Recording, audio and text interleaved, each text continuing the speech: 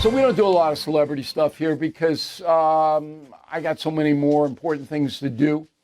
But a friend of mine, Joe Piscopo, you know him, Saturday Night Live guy and comedian, very talented guy. I've known him for decades, and Joe's a good guy. He's got a book out called The Memoirs of a Blue Collar Entertainer. Okay, and I want you to check it out. I read the book, very, very entertaining. Now, Piscopo was on Saturday Night Live with Eddie Murphy. We're going to talk about that in a moment. But he also does a radio program out of New Jersey, and he makes live appearances, and his big thing is Frank Sinatra. Roll it. Start spreading the news. I'm leaving today. I want to be a part of it. New York, New York. Anyway, Piscopo loves Frank. I'm a little on, But no doubt, Frank Sinatra, one of the best entertainers in the world. And if you don't know him very well, because younger people don't, you ought to check it out. The guy was a stylist. Anyway, Piscopo nailed him and makes a nice living doing comedy and Sinatra. I talked to him yesterday, which is why you're going to see a change of outfit for me. And the most important thing to know about Piscopo is he's a good guy. Roll it. Joining us now from New Jersey is the aforementioned Joe Piscopo. Now, the reason I wanted to talk to you about your book, and I read the book, Memoirs of a Blue Collar Entertainer, is because your background and my background are almost identical, except for the fact that I am so much luckier to be Irish than Italian.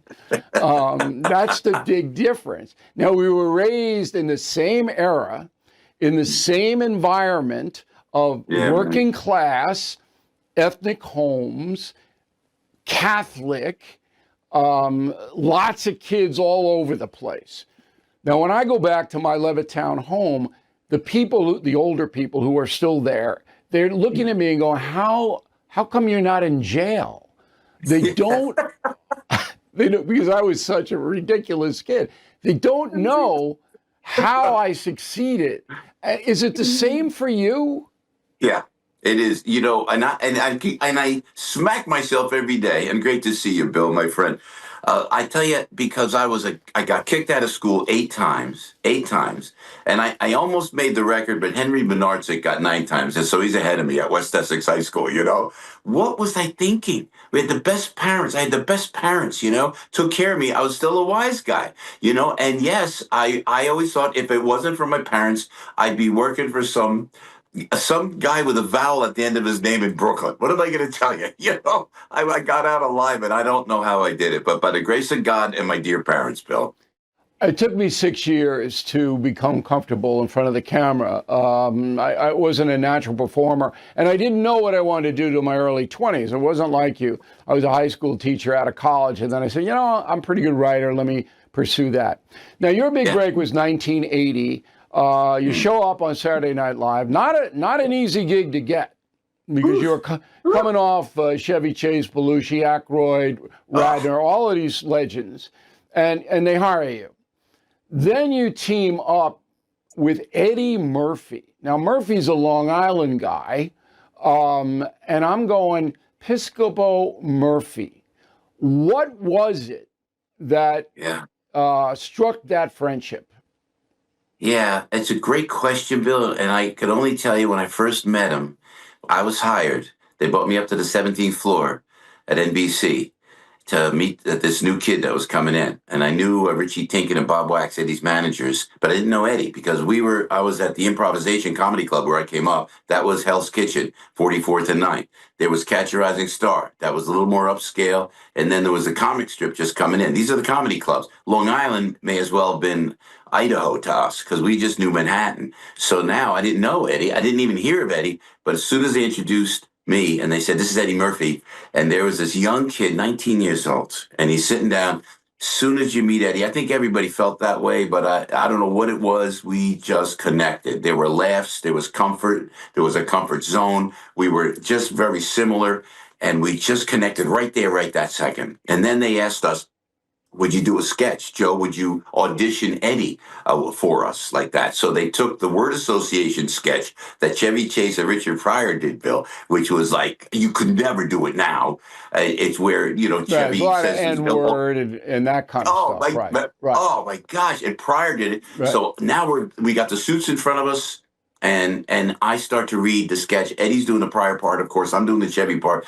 And Eddie just nailed it. Bill, it was like, and I went, wow, man. And now at that point, I had worked with Robin Williams and Rodney Dangerfield and Andy Kaufman and Robert Klein and everybody at the improvisation. I met everybody.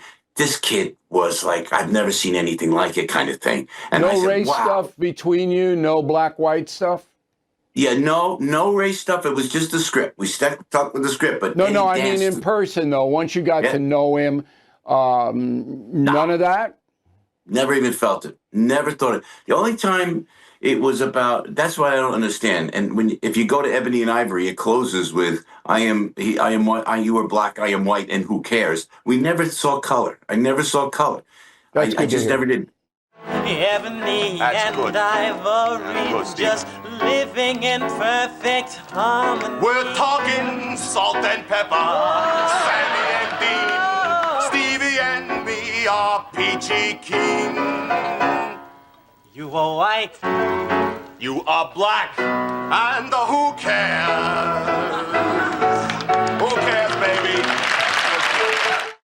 You're going back to SNL 50 over the weekend, a big show, 3-hour show. Is Eddie going to be there? Murphy showing up? Because I know you're still Eddie's friends, right? Yeah, I see. When you see each other, absolutely. But I hear he's going to be there. He's going in.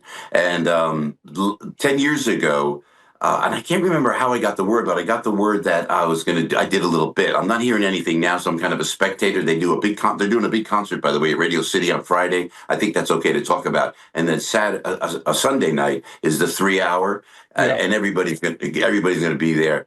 And I hear Eddie's going to be there. You never know, because it's going to be live as live could be, so you never know. But it's always good to see him. You know what's funny, dude? And I know you must have friends from 100 years ago, and then you do one little look, you do one little sound, you do one little nuance, and then it cracks the other person up like that. So I remember.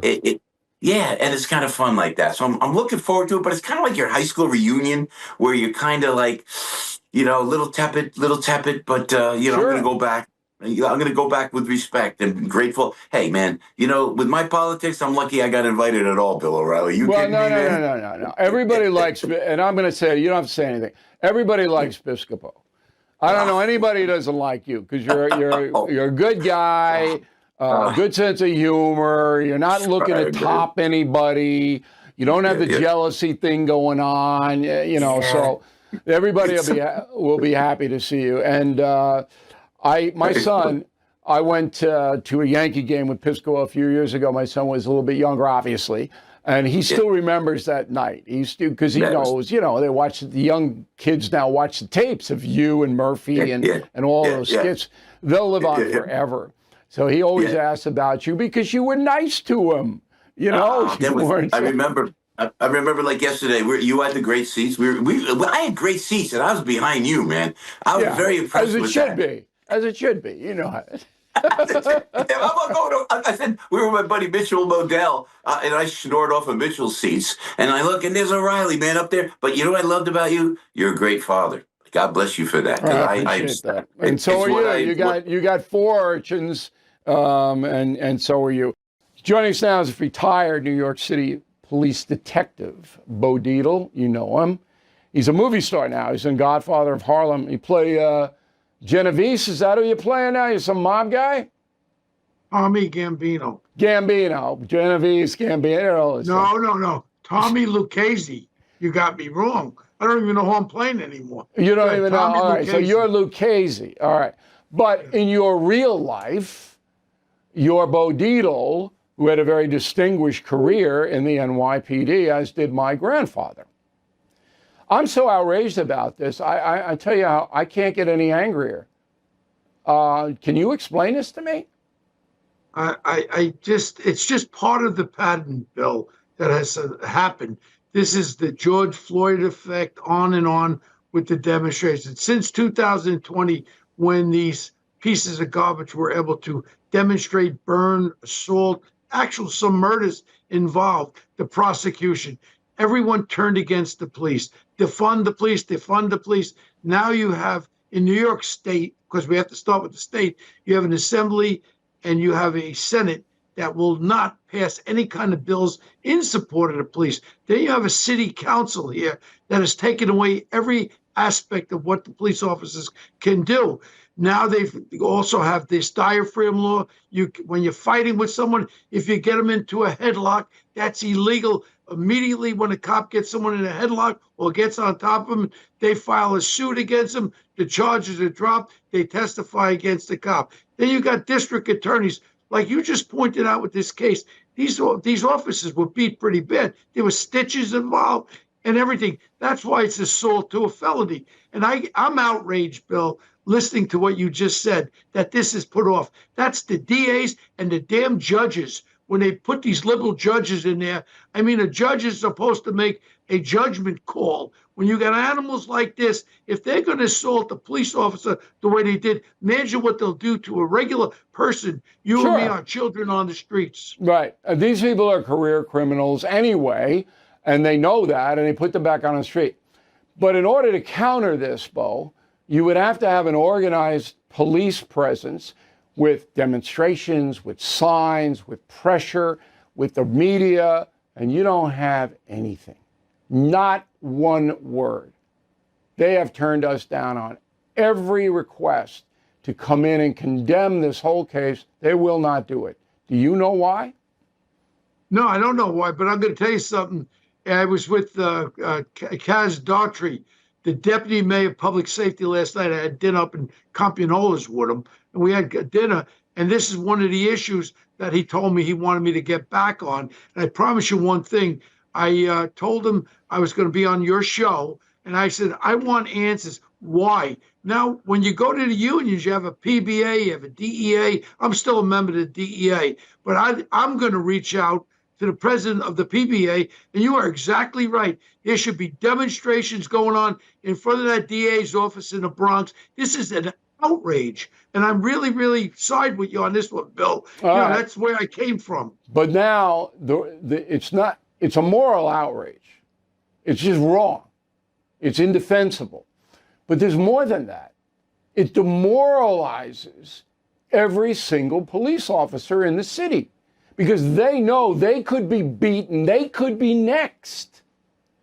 And nothing is going to happen to them because of the Darcel Clarks of the world, but their own people aren't defending them. How can you ask people to put their lives on the line every day in a dangerous city like New York when they know nobody's got their back? That's why, Bill, more police officers in New York City are retiring than ever before. They can't recruit people to come on to the New York City Police Department. And a lot of people don't know, if they're doing their jobs completely legally, they still could be sued civilly. That's like the poor cop that has a little house out in Levittown paying his mortgage or her mortgage. And next thing is they get sued civilly and they take his house or her house away. And right now what's going on, they cannot bring people on the police department. And they're lowering their standards, Bill. This is a craziness. Then we got some fool running for mayor that wants to defund the police department. Okay. And he's getting more votes than anybody. For our audience who doesn't live in New York City and doesn't really know how intense it is, describe when you were on the job, okay, and then now. How big a difference? Well, we had tremendous support. We had tremendous support from our unions, even the higher echelon of the police department. I was very active. I made over 1,500 felonies. I was a decoy cop. 500 times I was mugged, hospitalized 30 times, stabbed, shot, and all that. When I got in a fight with somebody and I had to do necessary force, let's not call it a beating. Let's call it necessary force. I'm fighting so you don't get my gun. I punched him. I hit him with the hand radio. I did whatever I had to do to get him or her, not too many hers, but definitely get him restrained. And you know what? I said what I did and why I did it, and I was supported. I was the recipient of 40 civilian complaints. I'm very proud of every one of them. And you know what? I was never founded on one of them because all I did was my job. And I told the truth, and that's it. I'm out there, and I'm with my partner. I'm fighting with a guy with a knife or a gun. I want to make sure my partner goes home safely, and I go home safely. And I did what I had to do, reasonable force. Today, now you got video cameras. What they do is after the cop gets punched, they take the video of the second part of the cop arresting him, not the original incident that occurred. And with the advent of these cell phones, that's a destruction to the police department also. Could you do the job today? Because I know you love No. you love being a detective. I mean, you like the work and all of that. Could you do it today? No, and I think I would actually maybe break my son's arm if he wanted to become a New York City cop. I would not let him. Nobody I love will I let come on the police department. It's a disgrace of what it's become, and I feel horrible. Now you have more than 55, 60% of the police department have under 5 years. That means you have inexperienced people out there that don't really want to do any kind of reaction. We used to go out there and we used to find a crime before these guys committed the crime. Find the bad guys. There's no proactivity with the police. Don't get involved. Drive by. I've seen them drive by many a times where they're not getting involved. Oh, crime is down because no one is reporting anything. Forget quality of life. So if you're a drug addict and you're sitting in front of a school with a needle in your neck, cops aren't going to do anything to you. No, and no, that's it. You can walk on the streets right now. I'm on Fifth Avenue, 42nd Street, right by Bryant Park for people around the country, the heart of New York City. You can walk out there anytime, and you have people there. You can't wear watches. You can't do this. Everyone's scared stiff. Forget about getting on a train. You know, you go on a train, you take your life in hand. My son, who's 30 years old, my son, Bo, he goes, Bo, Dad, you know what I do? I do no eye contact. He goes, if I do eye contact, I can get in a fight every 2 minutes with people. Last question. When you don't have an effective justice system, which in New York City we do not, and you're right, it's the laws that Andrew Cuomo signed, Hochul, comes all the way down, okay? When you have a system that has collapsed, there is no protection for anybody. Wrong? The worst thing in the world is the district attorney is supposed to be protecting those cops when they're doing their jobs. And when your district attorney, the prosecutor, don't support you, what the hell do police officers have? They have nothing. Then you got these judges, these liberal judges that don't care about the cops or don't care about the public. All they care about is the criminal element. This is what's wrong, Bill. And I tell you what, you talk about no spin zone. This is a spin into the toilet bowl for America across this country. Yeah, it's happening across the not country. just in New York, Chicago, San Francisco, Los Angeles, Baltimore, on and on. All right, Bo, you stay safe out there. And it's a good show, Godfather Harlem. I mean, it's one of the few that I actually watch. Right. And it's very amusing. Tommy Lucchese. It's you're playing a gangster when your whole life you're trying to put those guys away. No. Bill, I grew up with John Gotti. I went one way, they went another way. Yeah, but you didn't like John Gotti. So. Well, no comment. American homeowners, the FBI has been warning all of us about a type of real estate fraud called title theft. The target, your equity. With just a forged signature, ownership can be transferred out of your name, and without protection in place, you are facing an emotional and financial nightmare. That's why I partner up with Home Title Lock. You can find out today if you are already a victim and protect yourself. Use promo code BILL at HomeTitleLock.com to get a free title history report, plus a free trial of their $1 million triple lock protection. That's 24/7 monitoring, urgent alerts, and if you are a victim of fraud, they will spend up to $1 million to fix it. Don't be a victim. Protect your equity today. That's HomeTitleLock.com, promo code Bill, or use the link below. That's HomeTitleLock.com, promo code Bill. I'm a simple man, as you know.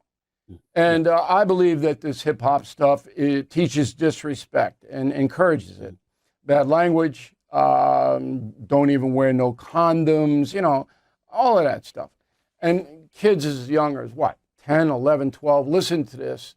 Instead of me listening to Four Tops and the Temptations and Smokey Robinson and all these people, they're listening to this. And I think that the level of disrespect among younger people has risen because of this kind of stuff. Am I wrong? I'm in no position to say definitively, Bill, that you're wrong. Where I was pushing back on you is when you talked about hip hop as if hip hop are the originators of all of this. When we talk about disrespect, when we talk about some of the lyrics that are spewed, and I'm like, if you listen to rock music, have you listened to heavy metal music? Have you listened to some of the stuff spanning decades? Have you seen people worshiping the devil, engaging in Satanism, preaching about violence and whatever?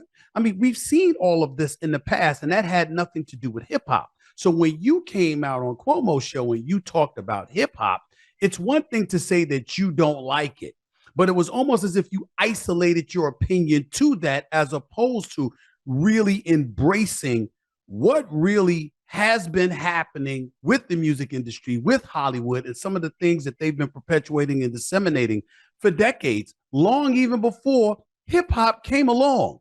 Well, that was my issue. But I don't do my biggest issue. I don't do the justify bad behavior by pointing to other bad behavior. And you're absolutely right. I mean, a lot of this rock stuff is garbage. But this hip hop industry is directed at not just African American children, but children, many of whom are marginalized. They don't have people in the house, father in the house. Look, I wouldn't let my kids listen to Megan Thee Stallion and Florilla or whatever his name is. That could not come into my house. Am I wrong? No, you're not wrong. You're not wrong. You're wrong if you're saying them. I would say to you, there's certain songs I'm not going to allow you to listen to. Like, for example, the artists that I grew up listening to, whether it was Run DMC, it was KRS-One, it was Eric B. and Rakim, Public Enemy, et cetera, et cetera. It's in this day and age, whether it's Eminem, it's Jay-Z, it's Nas, who's been around forever, along with a plethora of others. There's some songs I wouldn't allow my kids to listen to. There are other songs I don't mind. It all depends on a particular song and the particular lyrics that are being spewed, as opposed to me denigrating an artist because of a particular song. That's what I'm saying to you. Okay, but remember, the unbelievable amount of African American children who are living without a father. It is a problem that this country has never seen at this level. You give those kids role models who are using the F word every 2 seconds, who've got tattoos all over them, who can't speak proper English, and you're saying that this is what is going to be imitated. Look, Willie Mays was my idol growing up. All right. There couldn't have been a better idol for me than Willie Mays. Just couldn't have been. All right. And he drove me to play baseball for 15 consecutive years. And then I went over to the turn on WABC AM radio to listen to all of these black artists whose music was uplifting. That helped me. It didn't hurt me. Now, the role models, many of them, are hurting these kids. You got to admit that. I'm not denying. I have no problem admitting that. I have no problem acknowledging that parents, and it extends beyond the black community, white, Hispanic. Oh yeah, Asian, absolutely. It doesn't matter. I mean, everybody's complaining about it. You're absolutely right. I'm not here to say that you're wrong. I just want you to contextualize things properly. So we're talking about this subject right now, Bill, and you can look at it that way, and you have every right to. I'm not going to knock you for that. But allow me to retort. Let's go into your wheelhouse for a second. Right now, we're looking at an unemployment rate in the United States of America that's hovering around 4 to 4.1%. In the black community, it's at 16%. Amongst young black males, particularly between the ages of 16 and 19, for example, I think I read the number at being at about 19.8%. I've often been on the air saying this: When white folks catch a cold, black folks catch pneumonia. It's always worse for us. There's always an uphill battle to climb. So to get to your point, it makes it even harder when other obstacles get in the way that we know would potentially derail, particularly somebody from an African American community on the come up looking for opportunities. But what happens? The music industry comes along and they're talking to you about making money. And here's how we want you to make the money. And so you have young minds that are being influenced, but most importantly, are trying to get a leg up or trying to earn their stripes or trying to find a way to pay their bills and to take care of themselves and their family, et cetera, that are presented with these opportunities. So when you talk about a hip hop industry, you might talk about the artist, and I might say somebody like Bill O'Reilly is informed enough to know it extends far beyond that particular artist, because those artists answer to somebody. Somebody makes those albums, they promote those albums, they market those albums, they disseminate. Yeah, but the artist is creating the scenario that if you are a certain person, you can use that language. The reason that the minority unemployment is higher is because of the presentation. If you're an African American in this country and you present yourself in a way the employer believes that is going to help the business, you'll get the job. Not always. No system is perfect. Yeah, but believe me, you have a just as good a chance to get that job, and you don't want to work for a racist anyway.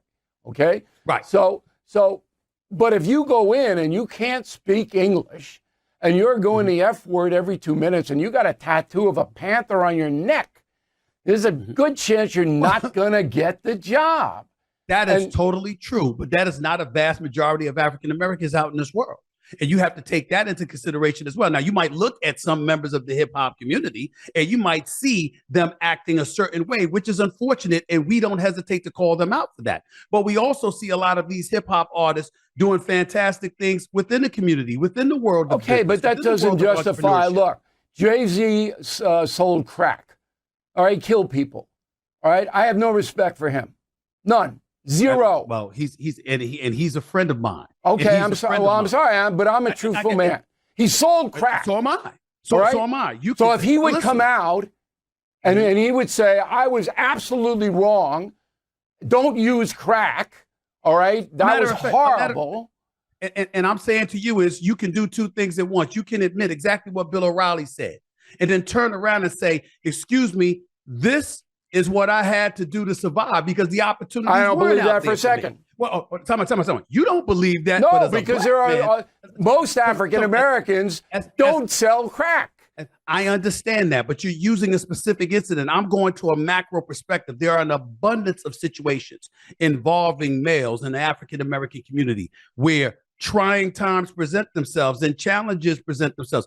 I was fortunate and blessed enough to have a mother and a father in the home, Bill. Even though my father wasn't doing it. And that's why I feel terrible about the unsupervised children, not just African Americans, but all of them, who get involved with this hip hop, which is going to hurt them. Last question. Wouldn't it be better? Not as simple as that, but okay. Well, go ahead. Wouldn't it be better for the world if Motown came back and all of the good songs that we still listen to 50, 60 years later, okay, dominated the music industry and not this other garbage? Wouldn't that be better?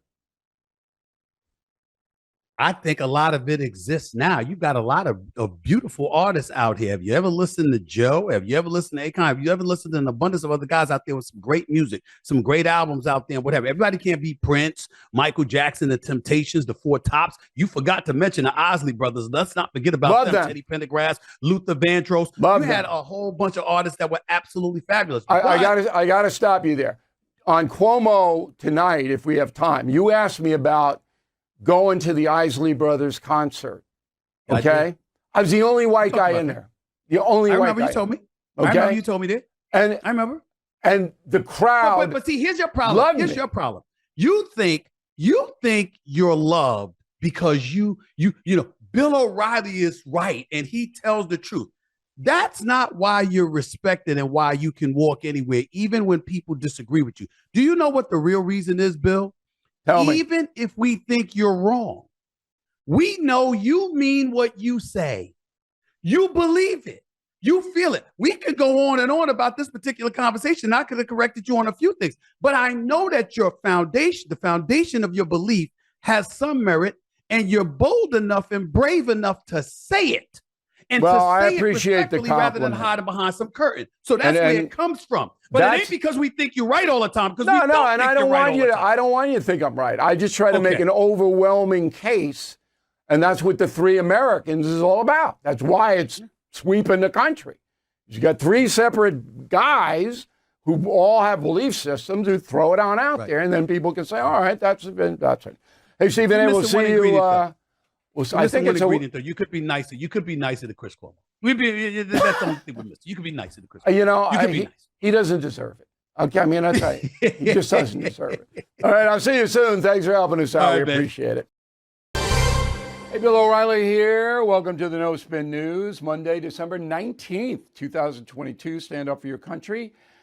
Happy Hanukkah to all our Jewish listeners and viewers. I'm glad it's Christmas Hanukkah week. We all need to wind down after a very tough year. You know, American households has lost $7 trillion this year. That I keep looking at that figure and analyzing it, and it's almost incomprehensible. $7 trillion of spending power we've lost because of Joe Biden.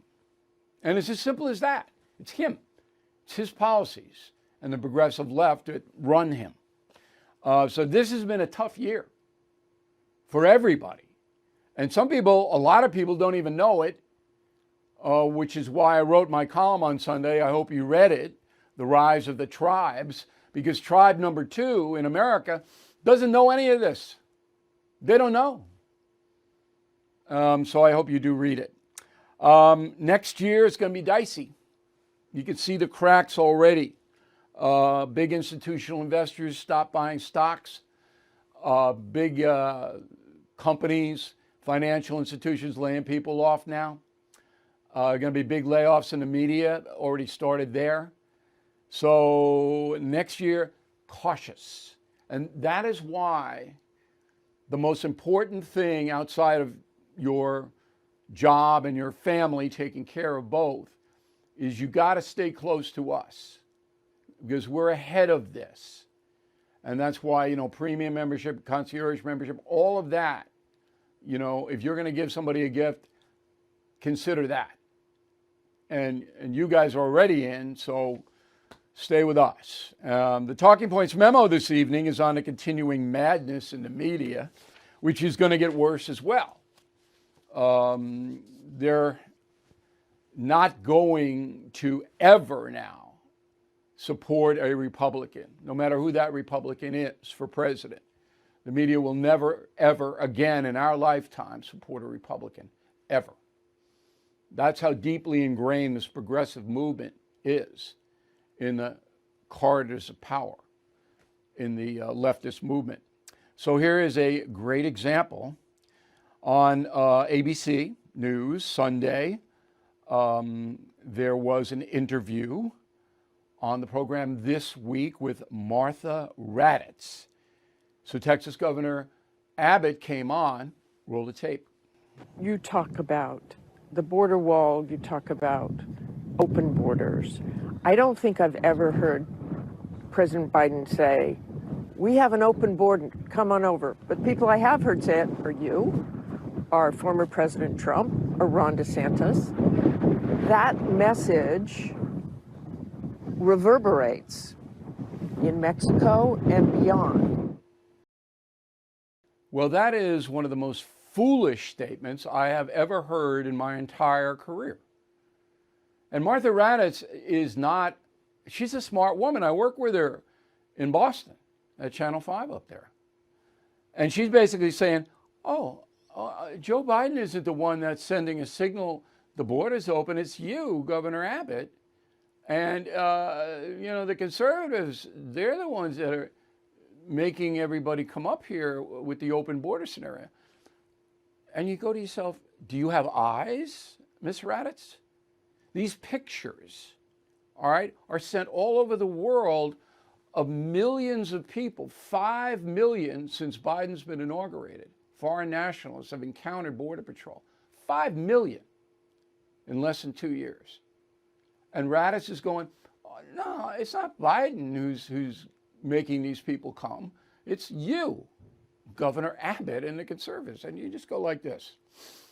That is so colossally stupid. And she is not a stupid woman. All right, she's a leftist, no doubt about it. And she works for Disney, which is about as liberal as it gets on a corporate level. But I'm sitting there going, are you kidding me? Now, just let me prove my point here. The Biden administration every single day does not enforce immigration law. Just doesn't enforce it. And here is the key. Immigration law says, quote, to lawfully enter the United States, a non-citizen must apply and present himself or herself in person to an immigration officer at a U.S. port of entry when the port is open for inspection. That is the law. But for the Biden administration, if you're caught wandering around the desert somewhere or coming over the Rio Grande and you get 1 foot on U.S. soil and say, I want asylum, they let you in. That's a clear violation of the stated immigration law. So there's no debate about it. Now, I get mail going, well, why can't Biden be prosecuted? Because not enforcing the law is not a crime. It's not. If it were, half the DAs in the country would be in a penitentiary because they have what they call discretion under the law. Now, can you impeach Biden? In a heartbeat. And if the Senate and House were controlled by Republicans, he'd get convicted. They boot him on this because he is absolutely failing to uphold his oath. His oath is, I, Joe Biden, will uphold the laws of the United States. He is not. Am I clear on this? Is everybody clear? Somebody get a message to Martha Raddatz. Okay, there are 51 ports of entry on the southern border. 51. So it's not like they're hard to get to. They're not. But these people don't want to go there because then they get into the bureaucracy. They might be sent back. And you know, if they can get in here, Biden will let them stay. And it doesn't matter who they are. It doesn't matter if they have 18 felonies in Honduras because the U.S. government can't check them out. Most of them don't even have ID. They don't even, it's like, oh, my name's Jose. All right, and that's it. Now, El Paso, the city, has declared a state of emergency because they're overwhelmed by this. And that's a big city. And the mayor there says, look, we can't handle the amount of people. His name is Oscar Leeser. So we have a state of emergency because we have 40% more migrants in October than we had in October 21. 40% more. And they keep coming thousands every day to the El Paso sector. Why El Paso? Because that's where the cartel is. El Paso Juarez. The cartel controls the whole town of Juarez. Mexican cartels. So what is a state of emergency? It means that the city of El Paso can bus migrants other places without the federal government's approval. It's a big mess. The city of El Paso has no resources to do any of that, but this is a symbolic gesture. Okay, so summing up, why did Martha Raddatz take that tact? Because that is the tact of ABC News. That's what they believe. And they're going to protect Joe Biden no matter what he does. They're going to protect him. Okay? It's clear. And CBS is going to do it, and NBC is going to do it, and CNN is going to do it. No matter what he does, they'll protect him. Now, what is going to happen, I predict now, is over Christmas and the holiday, you're going to see the network news report on the border, but from a humanitarian point of view. Look at these poor people. They're freezing cold. They don't have enough to, there's 5-year-old Sally, doesn't have enough to eat, trying to get sympathy for the migrants so that they make it easier for them to get in here. That's what you're going to see, rather than what I just did, saying, what the deuce is the President of the United States doing not enforcing border law? What is he doing? Oh. All right, that's the memo. President's schedule. It's Ecuador Day in the White House. There's a meeting with President Guillermo Lasso of Ecuador. I have not been to Ecuador. I want to go to the Galapagos, so you got to go through there. So I will, God willing, be there sometime. And then at 7 p.m. is a Hanukkah celebration at the White House. That ought to be fun. Joe and Jill Biden are going to spend Christmas at the White House. No Delaware. They're going to be there. And all the members of the Biden family will join them. And then after Christmas, they're going to St. Croix in the U.S. Virgin Islands. I have been to St. Croix, nice island. Not great beaches in St. Croix. A little rocky there, but beautiful island. And they'll do what they always do. The Bidens, they get a rich benefactor down there. They'll stay at their house, and they'll have a nice time. I do not begrudge Joe Biden any of that. I just think he's a terrible president. There is a concerted effort to intimidate and silence conservative thinkers, rewrite American history, and replace our God-given individual liberty with big government controls. The very freedoms secured by our Constitution are now being threatened by the most liberal leftists our nation has ever seen. They have failed to secure our borders, weakened our position on the global stage, are trying to indoctrinate and corrupt our children in school, and the list goes on and on. But there are plenty of patriots with the courage to stand up to the far left. AMAC, the Association of Mature American Citizens, is the leading conservative advocacy and benefits organization in the USA. I am a member, and I hope you will join as well. AMAC members have access to money-saving benefits, a robust website and mobile app, and a magazine filled with all kinds of great content. So please join AMAC today at amac.us and tell them O'Reilly sent you. That's amac.us. Okay. Now, on December 18th, Biden was talking to veterans in Delaware and said this. Go. Thank you. I may be Irish, but I'm not stupid. I married Dominic Giacoppa's daughter, so, I got a little Italian in me now, Okay, I may be Irish, but I'm not stupid. We've heard that before. He's used that line before. I'll get to that in a moment. But he did not marry Dominic Giacoppa's daughter.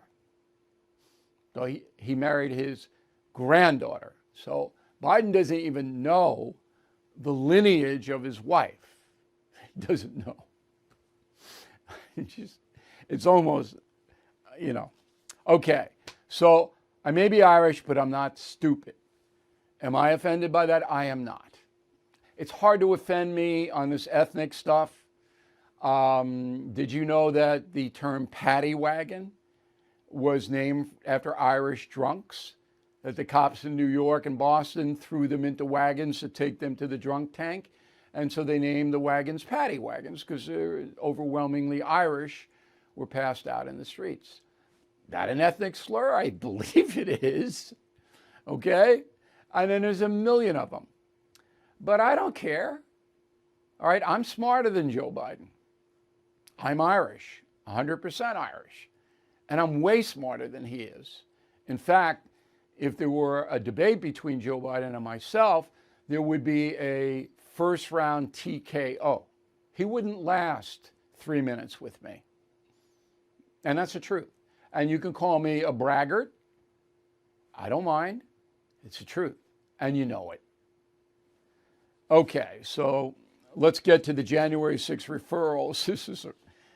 So from the very beginning, any fair-minded person knew that the January 6th committee wasn't looking for the truth about January 6th, wasn't trying to find out what actually happened. They were trying to put a noose around Donald Trump's neck and hang him and blame him for the riot. That's what they were trying to do. Everybody knew that, which is why no Republicans in the House, outside of Cheney and Kinzinger, or whatever his name is, were on the committee. Because every Republican said, look, this is, the cliche is kangaroo court. That's what it was. Everybody knew that. And subsequently, that was borne out. Millions of dollars spent, time wasted. We'll get Trump no matter what. So today, the committee is issuing a summary of their findings and referring Donald Trump for criminal prosecution.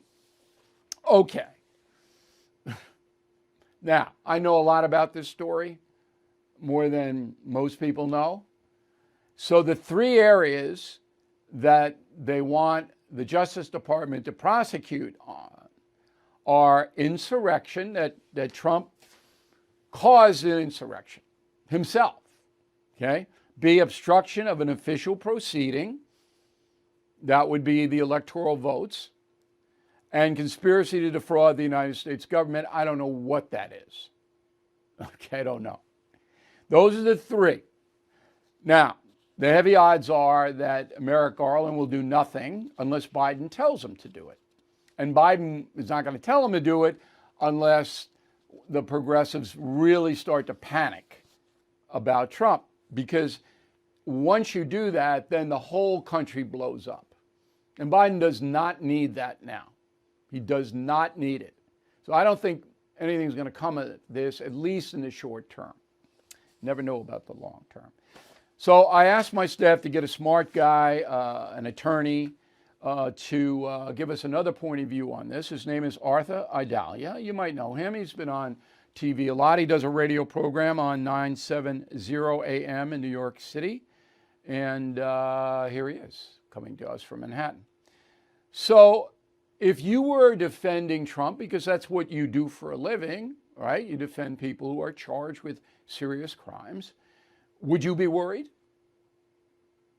Well, I've only seen the evidence of the prosecutor, so I don't know the evidence of the defense attorney. So often, like Friday, I get the prosecutor's accusatory instrument, and I read it, and I'm like, oh boy, we're in trouble.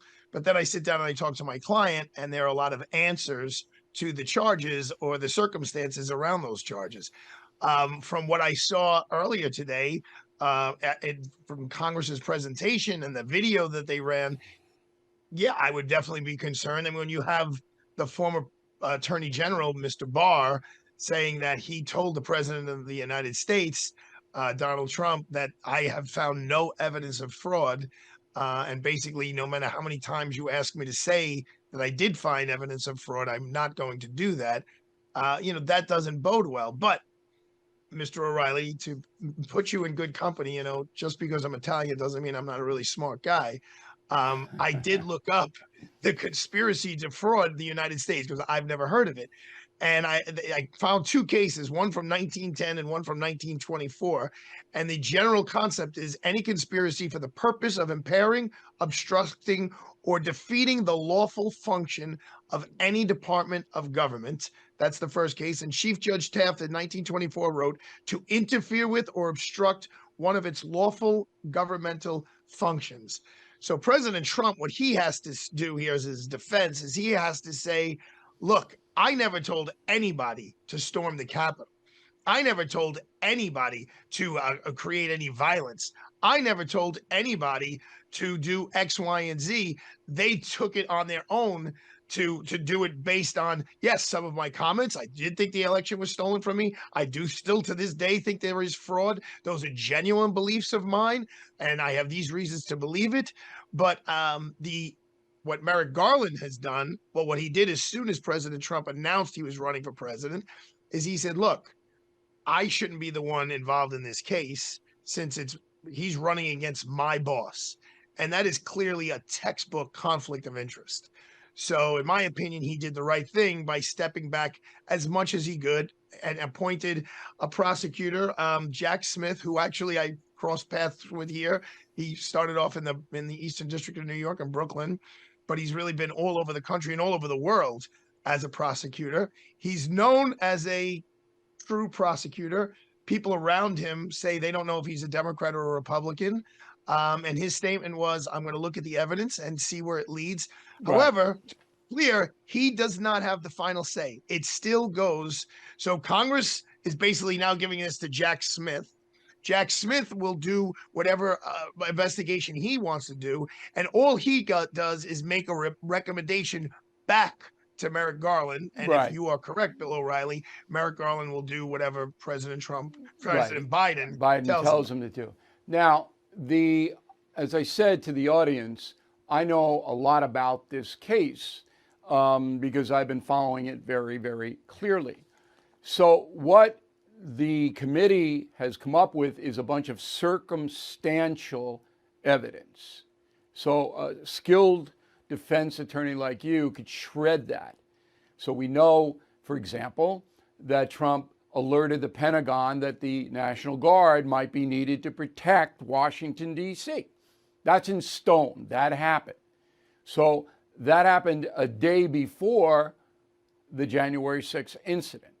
That wipes that out, that Trump wanted this riot to occur. It wipes it right out because it's reasonable doubt. If he alerted the Pentagon, then he couldn't possibly have wanted this to happen. That's number one. Number two, you're basically saying you disrupted a proceeding to certify the electoral votes.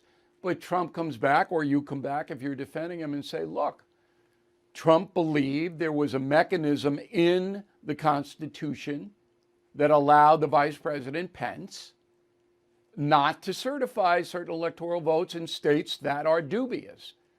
And then you debate that all around. I mean, but there's reasonable doubt there.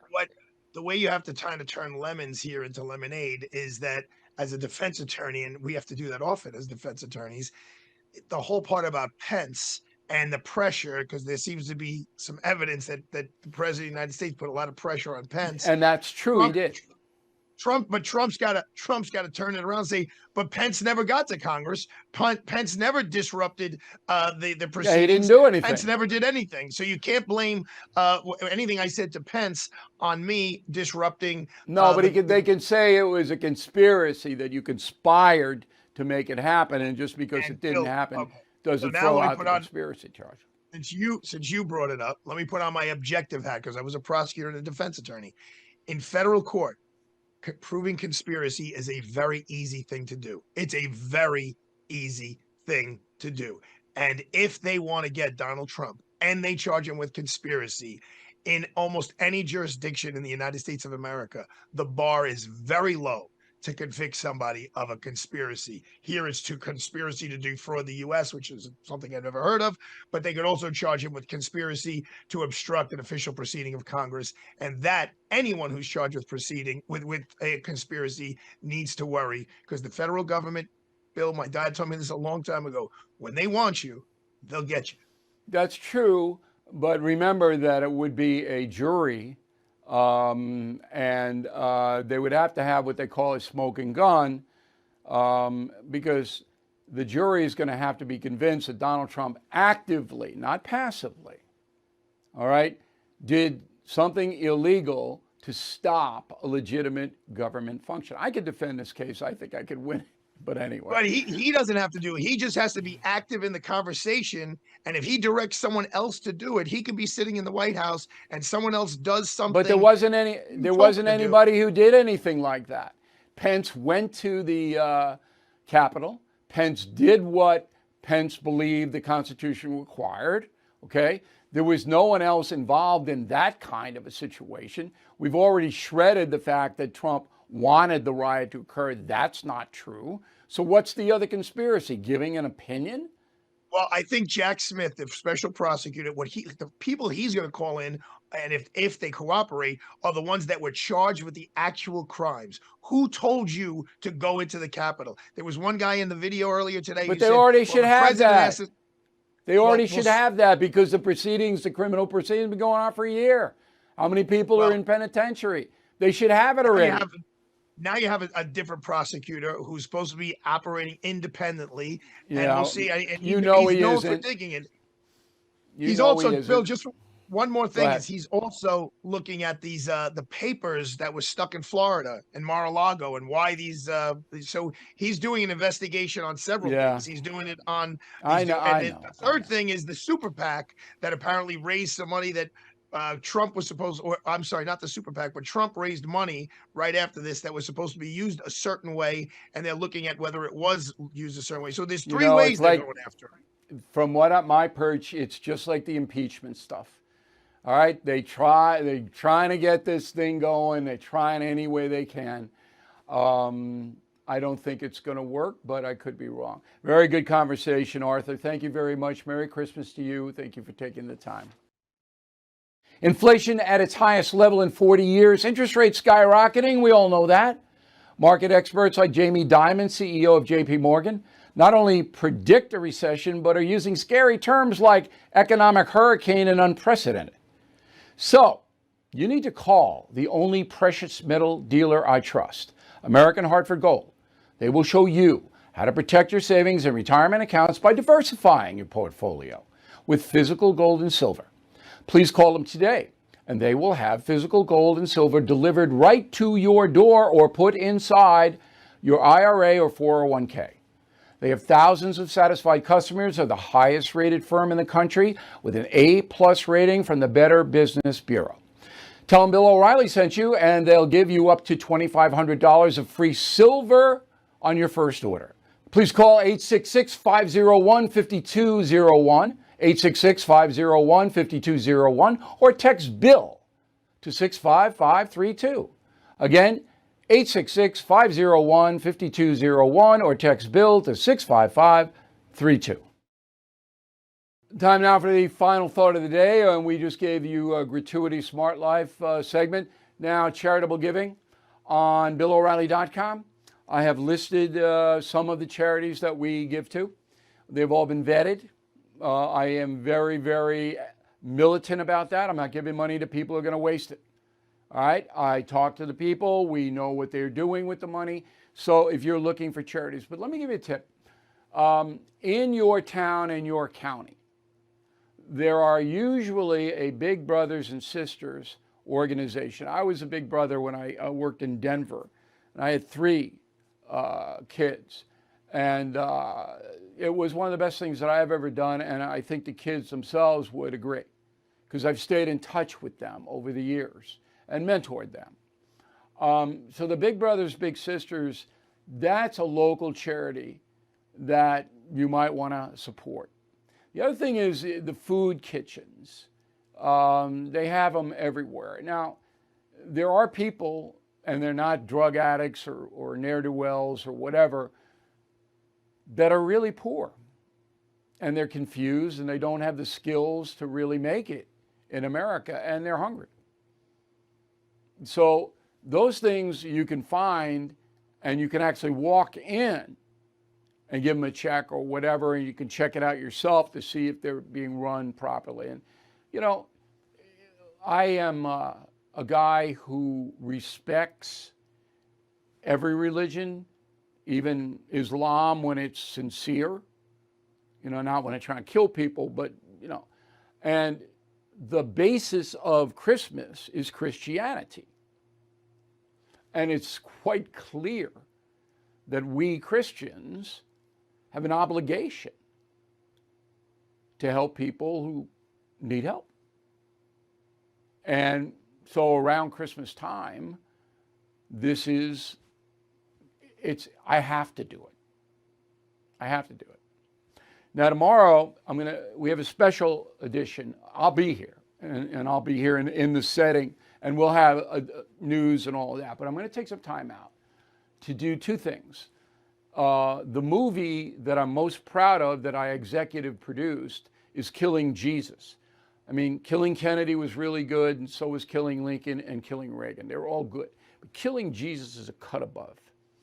And I'm going to run a 2-minute clip that directly pertains to the history of the birth of Jesus. Kelsey Grammer plays Herod in the clip. I'm going to run that. And then I'm going to, and I've done this once before, I'm going to go over the history that Martin Dugard and I found in Killing Jesus, the book, which was a massive worldwide bestseller. I don't have any religion in it, by the way. I don't use the word Christ once in Killing Jesus because Christ is Redeemer and it connotes a belief. We didn't do that. What we did was methodically find out, okay, what Jesus, the boy and the man, actually experienced on this planet. It's fascinating to me. I mean, even if I were a pagan, I mean, Jesus of Nazareth, the Nazarene, is the most famous human being who has ever lived. How did that happen? How did that happen? Think about it. Think about it. Of all the people who ever lived, he's the most famous and has the most followers today in 2022. How did that happen? Tomorrow, I'm going to tell you right here on the No Spin News. It's not going to be a sermon. It's going to be historically based. I find it fascinating. You may find it boring. If you do, you don't have to watch or listen. But I think in this Christmas week, this is a good deal. All right? So thank you very much for watching and listening on more than 100 radio stations across the country. And we will see you tomorrow. If you are stuck in a timeshare and you haven't called Lone Star Transfer yet, what are you waiting for? Lone Star Transfer has helped more than 16,000 happy customers. They are family-owned, have a 99% success rate. Their process is done legally, ethically, and quickly. I mean, does it get better than that? The team at Lone Star Transfer will keep you informed every step of the way until you are legally and permanently released from your timeshare. So don't pay another penny for a timeshare you don't use. Get peace of mind today with Lone Star Transfer. They guarantee the release of all liability to your timeshare in writing and in a specific time frame. Give Lone Star Transfer a call for a free no-obligation consultation. 855-551-7066, 855-551-7066, or online at lonestartransfer.com.